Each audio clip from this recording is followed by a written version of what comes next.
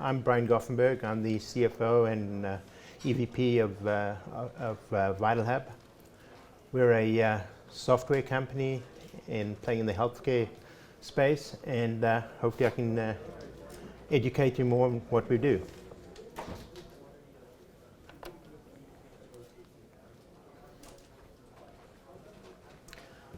So, who are we? We're a software consolidator.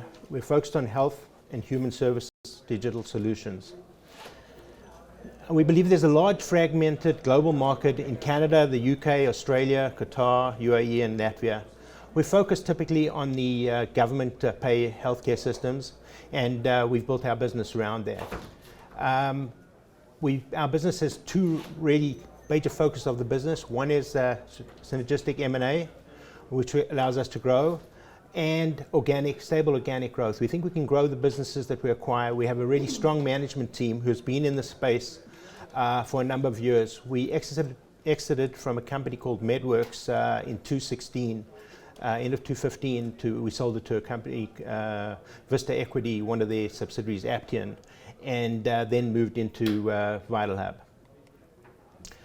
We have two main areas of focus that VitalHub plays in. One is the patient flow and operational visibility space, where probably about 60% of our business is in the space. And this requires us moving patients through the system more effectively, making sure that they've got the right level of care at the right time.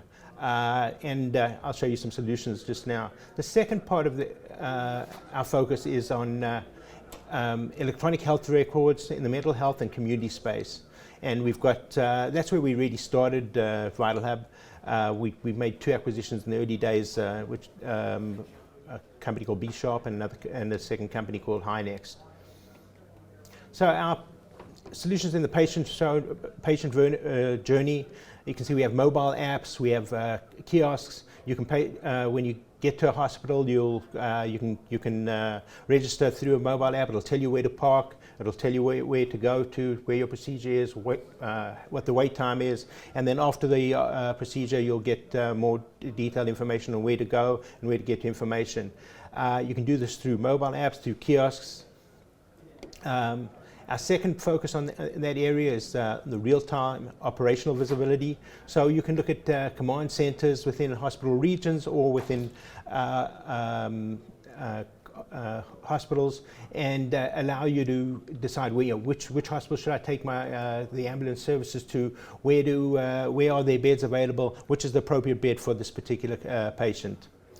Our business geographically, I just want you to know, is focused not only in Canada. We realize that the Canadian market is way too small for us to grow in, and we do about 60% of our business in the UK and with the NHS. So about 25% of our business in Canada, probably 60% is in the UK. We've got some in the Middle East and other regions, and then Australia. We just bought a company in Australia last year. So our Treat EHR system, this is our electronic health records and for mental health and community.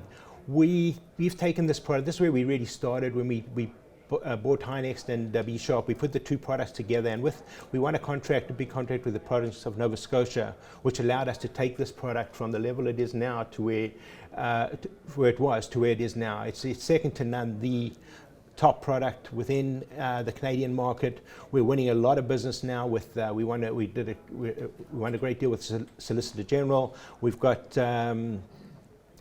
we continue to win business, and we're going to just start rolling it out in Nova Scotia.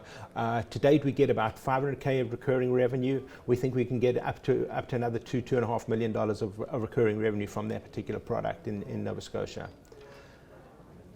Some financial highlights. We try to de-risk the business significantly. We believe recurring revenue for us is a huge opportunity and a great opportunity to grow the business and de-risk it. So we've got, at the moment, we're a $50 million company, a $50 million run rate with about $41 million of recurring revenue. And it's pretty sticky revenue. As I said, it's with quasi-government organizations and it's all B2B. We've got zero debt, a strong institutional shareholder base. At the end of Q2, we had $23 million of cash on hand. We haven't released our Q3 numbers yet, but we're way north of that at the moment. We're cash flow positive. We've been growing organically at least 15% of the past 12 months. our adjusted EBITDA positive, and our gross profit percentage is 80%. We typically try and follow the rule of 40. So if we're growing at 15%, we want to have an adjusted EBITDA of 25%, and we've been able to do that the last number of quarters.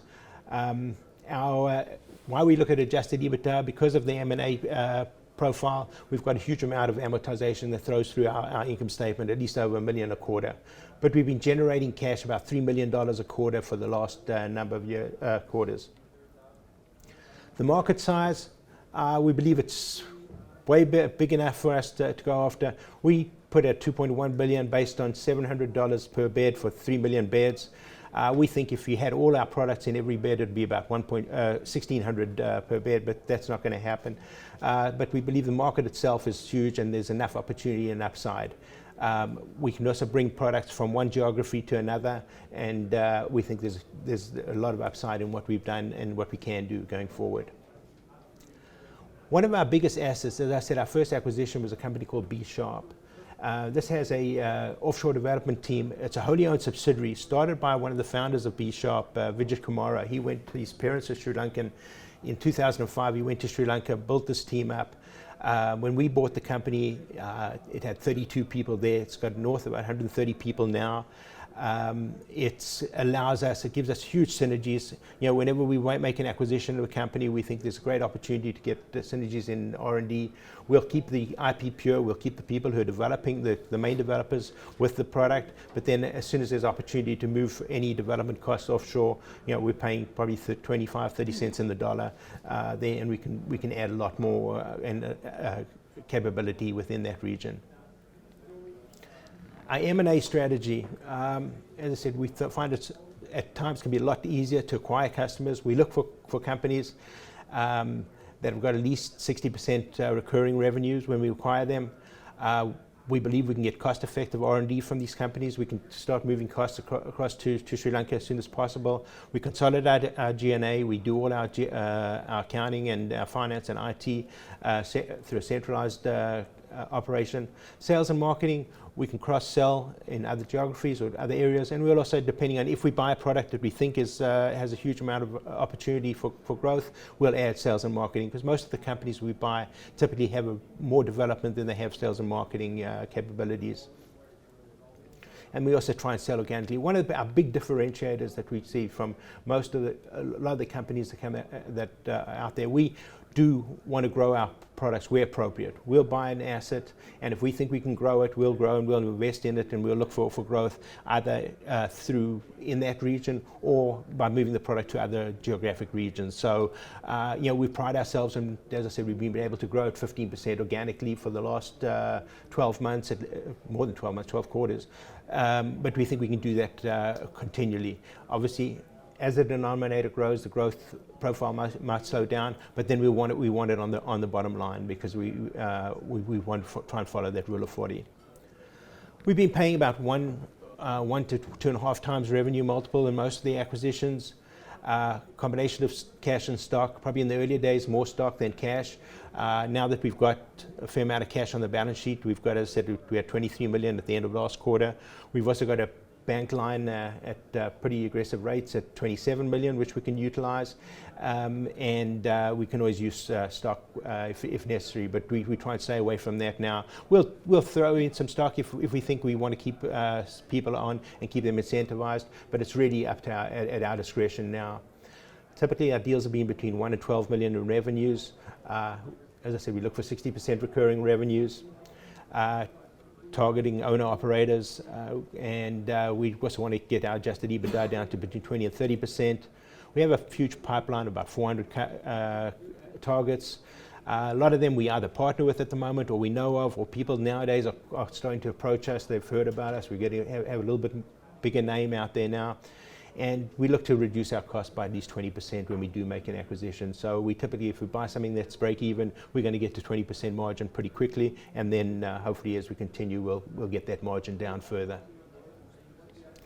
We also look, with M&A, we look for payback between 4 and 7 years. So if it doesn't fit that profile, when we're looking at an asset, we also look at what we can do with the asset, not what it's doing or what the projections that management has given us, because we're pretty conservative and we want to make sure that we do hit those targets. Our timeline at M&A, we've done about 17, as I said, acquisitions to date, and you can see the VHI ones in orange and the patient flow in blue. Top line growth, you see we've grown pretty nicely over the last a number of months. We look at, as I said, we look at organic revenue and acquisition revenue, and I said, why organic? Because we believe we can grow these assets that we acquire when we acquire them, we can operate them and we can manage them. It also allows us, differentiates us significantly from private equity. When we go and buy a business, we don't necessarily need to keep management on if we don't, because we can run those companies. We have the operational expertise. So we've had anything, if you look at our organic revenue percentage, anything from 35% to 52% in a quarter. And how we measure that is, say, if we bought an asset for $1 million and the next quarter we did 1.5 million, that 500K would be organic and the $1 million would be the acquired revenue. ARR, as I said, for us, huge thing. We want to get at least 80% of our revenue as recurring revenue. We've grown over the last 9 quarters by about $1 million a quarter in ARR, and for us, as I said, it de-risks the business significantly. It's very sticky. Worst case scenario, if I'm not going to grow, I can just cut my costs down to below my ARR number, and I'm going to be still generating cash. And you can see just another version of it. We've grown the last 2 quarters. We've grown by about almost 1.5 million a quarter, and that's net growth. And we had 1 quarter where the ARR went down. That was just purely due to the exchange, the Canadian dollar versus the pound being adverse to us. As I said, we want to get our recurring revenues, keep it in the 80% range. And we've done that fairly well for the last number of quarters, and we want to continue. I think we'll continue doing that as long as our recurring revenue stays where it is, which it should. And the rule of 40, revenues versus adjusted EBITDA, we're looking at, we've been pretty much at that rule of 40 for the last number of quarters. With last quarter, we had 23% adjusted EBITDA and 17% growth. Our cap table. We've got about 44 million shares outstanding, 3 million options and DSUs. Our net cash position was 23 million at the end of 22.9 at the end of last quarter. Insider ownership, that's management and the board, is 28%. Enterprise value at 295, I think is pretty much where we're trading now, is about 105 million. If you look at that, based on our Q2 numbers, we're a multiple of 2 times revenue and almost 9 times adjusted EBITDA, which we think is pretty modest. Management, our President and CEO, Dan Matlow, who couldn't make it today, 30 years experience in this industry. He was previously the founder of MedWorks, just a solid individual. There's just an amazing person to work with, and has grown this business, and all credit to him for where we are today. Myself, a number of years experience in this market. I worked with Dan at MedWorks. That's where we started in 2011 together. Mike Sanders, who runs our UK operation. Vijay Kumara, who runs our R&D. He's the person who started the Sri Lankan operation. Robert Lazar, who looks after our professional services, and Neil Stoffing's our sales person. Niels, Dan, and myself were together at MedWorks as well, so we've come through together for quite a long way. Our board, Dan, the Shens, Francis and Tony Shen, you may have heard of them from Astra. They did an exit of Astra Technologies, which they sold to Mitel a number of years ago. There's Chris Schnarr, who's had a fair amount of public market experience. Roger Dent. Roger owned Quinson Opportunities. That was the shell that we RTO'd into. Barry Tissenbaum, who's a partner at DNY, was a partner, and then Steve Garrington, who probably most people haven't heard of, but he's in Australia, and he was a former executive vice president at InterSystems, a really great deal of expertise in the healthcare market. So why invest?